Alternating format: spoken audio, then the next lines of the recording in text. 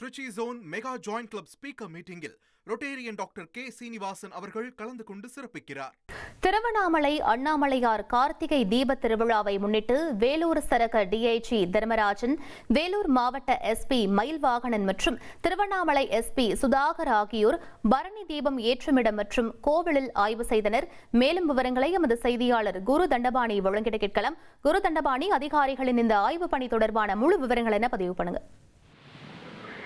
திருவண்ணாமலை அண்ணாமலையார் திருக்கோவிலில் கார்த்திகை தீப திருவிழா கடந்த 24ஆம் தேதி கொடியேற்றத்துடன் தொடங்கி வெகு விமர்சையாக நடைபெற்று வருகிறது.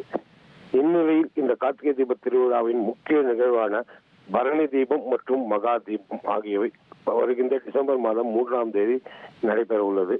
குறிப்பாக டிசம்பர் மாதம் 3ஆம் தேதி அதிகாலை 4 மணி அளவில் அண்ணாமலையார் கோவில் அண்ணாமலையார் கருவறையின் முன்பாக பரணி தீபம் ஏற்றப்பட உள்ளது.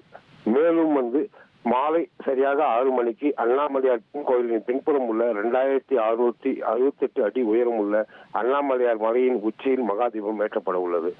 இந்த மகாதீபம் மற்றும் பரணி தீபம் ஆகியவை கோயிலின் உள்ளே நடைபெறும் நிகழ்வுகளுக்கு எத்தகைய வகையில் பாதுகாப்புகள் ஏற்பாடு செய்ய வேண்டும் மற்றும் எவ்வளவு பக்தர்களை தரிசனத்துக்கு உள்ளே அனுமதிப்பது உள்ளிட்ட காரணங்களை கொண்டு காவல்துறையினர் இன்று தீவிரமாக ஆய்வு செய்தார்கள். குறிப்பாக வேலூர் சரக டிஐஜி தர்மராஜன் மற்றும் திருவண்ணாமலை மாவட்ட காவல்துறை கண்காணிப்பாளர் சுதாகரன் உள்ளிட்ட காவல்துறையினர் இந்த ஆய்வில் பங்கேற்றார்கள்.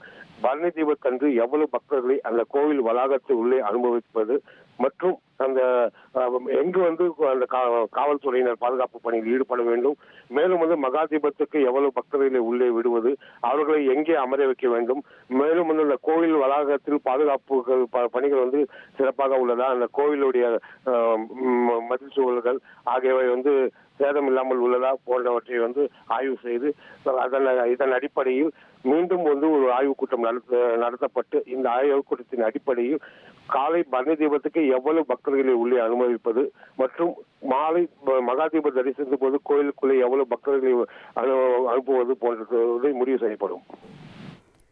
விவரங்களுக்கு நன்றி Guru Dandapani. Trichy zone mega joint club speaker மீட்டிங்கில் ரொட்டேரியன் டாக்டர் கே சீனிவாசன் அவர்கள் கலந்து கொண்டு சிறப்பிக்கிறார்.